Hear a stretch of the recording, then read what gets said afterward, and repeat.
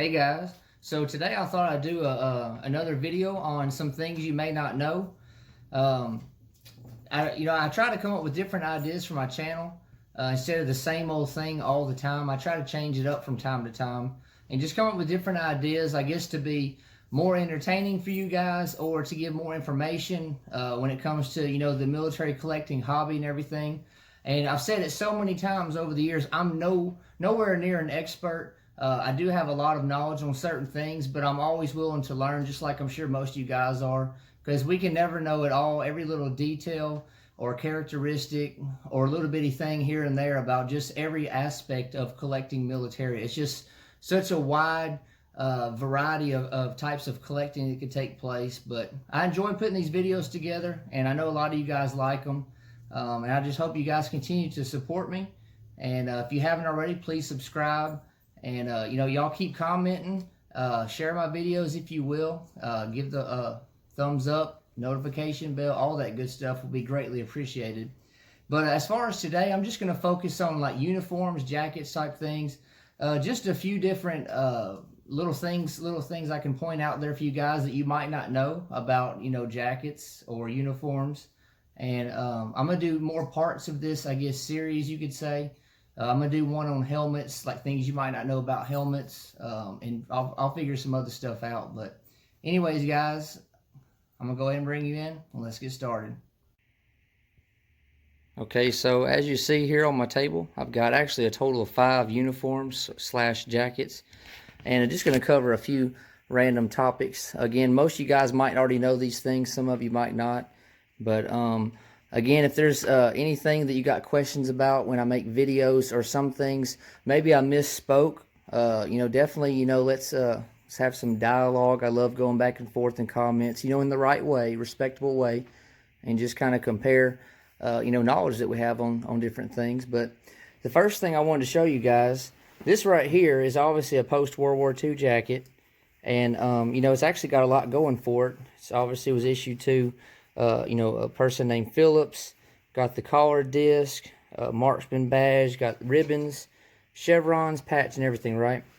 Now, just looking at this, it might just look like, okay, this is just a jacket or, a uniform jacket. But one thing you might not know is this actually is a female jacket. And there's a couple ways you can tell that for sure. There might even be more than that, but I'm just going to cover 2. So the main giveaway, I would say, is the buttons. I know they look just like, buttons on any other jacket, right? But on women's jackets, women's clothing, even nowadays, the buttons are on the left. Now, that's when you're wearing the jacket. The buttons are on the left, and the little holes or the slots for the buttons are on the right. So, if this was reversed, if I was trying to put this on, these buttons here would be to my left of my body, and the slits would be to the right. Whereas men's clothing, men's jackets, uniforms, the buttons are on the right, and the little slots, the holes, are on the left. It's opposite. And so, when I saw this jacket, I was like, man, that's pretty cool. I'm going to go ahead and pick that thing up. So that's one thing. Buttons are reversed. Another thing is the pockets. See, the pockets come at a slant or like a diagonal on both sides here. That's another way you can tell, that this is a women's jacket or women's uniform coat. So that was just one thing I kind of wanted to show you guys. Some of you might even have a women's jacket or uniform in your collection, might not even know. So take a look at the buttons. The way the pockets are made, if they're at a slant angle and the buttons are reversed, then you got a jacket that was issued, to, a female soldier, sailor, officer, and so on. Next, I want to show you this. Now, most of you guys know right off the bat exactly what these are. Bear with me. I'm going to do some moving around here. So, these are obviously Marine dress blues. Forgive me for the moving around camera work, right?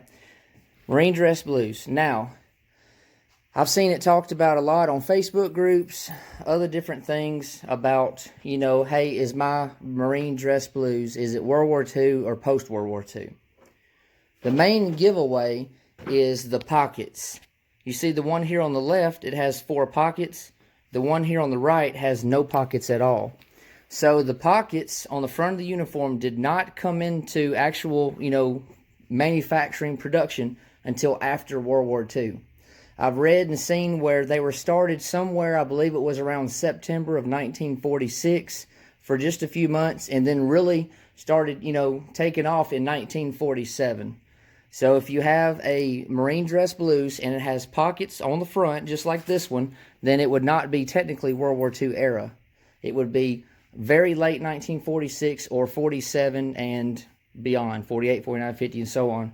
Just like this one here, you see this is actually a World War II Marine dress blues, jacket.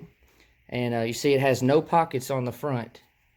So this, this is for sure a World War II Marine dress blues because it doesn't have the pockets. So this is just another little random topic I wanted to touch on with you guys. If you have any questions or have had questions about whether your dress blues are World War II or not, if they have pockets on the front, then they are not. Now, there's a chance, a soldier himself might have got his dress blues tailored. I would think probably not. And special pockets put on there, but it definitely wouldn't be regulation. Just like Navy sailors would have their, their jumpers sometimes tailored or specially made or whatever else. But as far as regulation, everything that I've ever seen, there was never pockets on World War II Marine dress blues.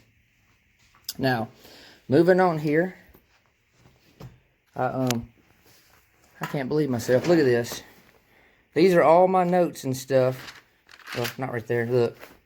All my notes, stuff I wanted to talk on, which some of these I decided to make a second video. But anyway, so next, I've got this one. This is a dress jacket, World War II. And it's got a lot going for it as well.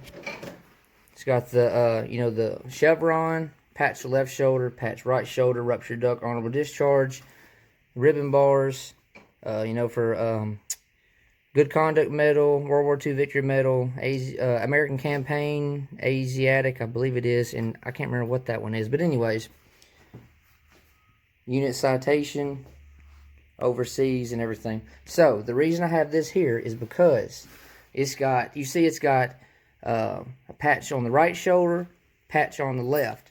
A lot of times when you're, you're collecting, you're looking at jackets or uniforms to buy, you'll see only one patch on the left shoulder. But you will sometimes come across, just like this one, it's got patch on both. And from what my understanding is from reading and kind of studying, again, if I don't hit the nail on the head, some of you ex-military guys or even hardcore collectors, y'all can add to this. But from everything I've ever seen and understood, that it would be allowed for a soldier to have, a previous unit's patch on the right shoulder, especially if they served in combat in a combat zone in that particular unit. So, again, you got the one here. If it's on the right, they previously would have served in that outfit or unit or such and such. The one on the left shoulder would be what unit they are currently served with. So they currently served here, and they used to serve with this unit, just for example. Now, again, if I'm not hitting the nail on the head, there's a little bit I might could add to that, or you guys could add to it. Feel free to comment. So, again, I like uniforms that have a lot going for them. I love this uniform. It's got so much going on, right? I'm kind of stepping back here and do like an aerial view. But see, she's got so much going on, which I know, the ribbon bars are crooked. I need to straighten them up, but it's a great example. So, that might answer your question about why does this have two different patches, two different units, etc. Last thing here. Try not to make this too lengthy of a video. I don't want to bore you guys. Hopefully none of you get bored. Anyways. So, I actually learned something new the other day. Most of you guys have been following me know. I started collecting, items. It's been about 12 years ago. 12, 13 years. It was around 2008. I got a little bit in it, and then 2009. And as the years picked up, I really started picking up more knowledge and more items, and my collection grew. And now I'm just about a military hoarder. But you learn something new every day is what's said, right? So I picked this up recently. I actually got it for $21 on eBay. Shipping and everything, 21 bucks. 2nd Infantry Division, right? So, what was cool about this is I actually got, I don't know if the word's called out in the video, but some of you guys chimed in the video where I showed this as far as new additions. And what it is, I mentioned, I was like, you know what? My wife, she's always sewing stuff for me. Well, like whenever I pick up a jacket or uniform that's got a button missing or something, I'll have my wife sew it on there, right? If the button's still with it, right? And I mentioned that, but then some of you guys are like, hold on, don't do that, right?